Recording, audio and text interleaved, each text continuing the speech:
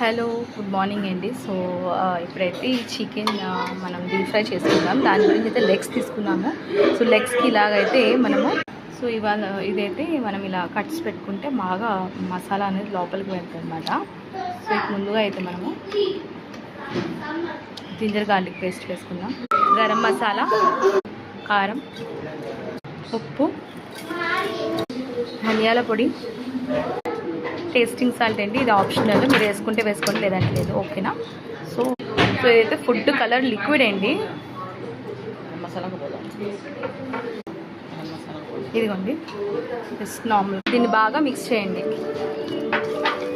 బాగా మసాలా తగలాలండి అన్నిటికీ. లెమన్ కూడా వేసుకున్నాం ఒకటి. లెమన్ జ్యూస్ వేసుకొని ఇలా సీడ్స్ తీసేసేయండి. సో ఈ చిల్లీస్ అనేవి చిన్న చిన్నగా ఇలా స్ప్రెడ్ చేసుకుంటే మనకి బాగా ఫ్లేవర్ అనేది దీనిలో వెళ్తుంది. కొత్తిమీర కూడా వేసుకోండి, ఫ్లేవర్ అనేది వెళ్తుంది. పుదీనా ఉంటే పుదీనా కూడా వేసుకోవచ్చు దీనిలో. ఇప్పుడు దీన్ని ఒక 2 hours 3 hours మ్యారినేట్ చేయాలి. ఇప్పుడు నేను దీనిలో షిఫ్ట్ చేశానండి. ఇప్పుడు షిఫ్ట్ చేసి నేను ఫ్రీజర్లో 3 hours పాటు నేను మ్యారినేట్ చేస్తాను. 3 hours తర్వాత ప్రొసీజర్ చూద్దాం. ఓకే, ఇప్పుడు నేను 3 hours మ్యారినేట్ చేసి పెట్టుకున్న తర్వాత ఈ వాటర్ అనేది వచ్చింది, తీసి పక్కన పెట్టుకున్నాను. దీనిలో అండి ఇప్పుడు పుదీనా, కరివేపాకు, కొత్తిమీర వేసుకున్నాను.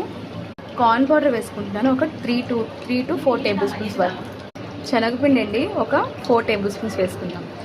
ఇప్పుడు దీన్ని బాగా మిక్స్ చేద్దాం.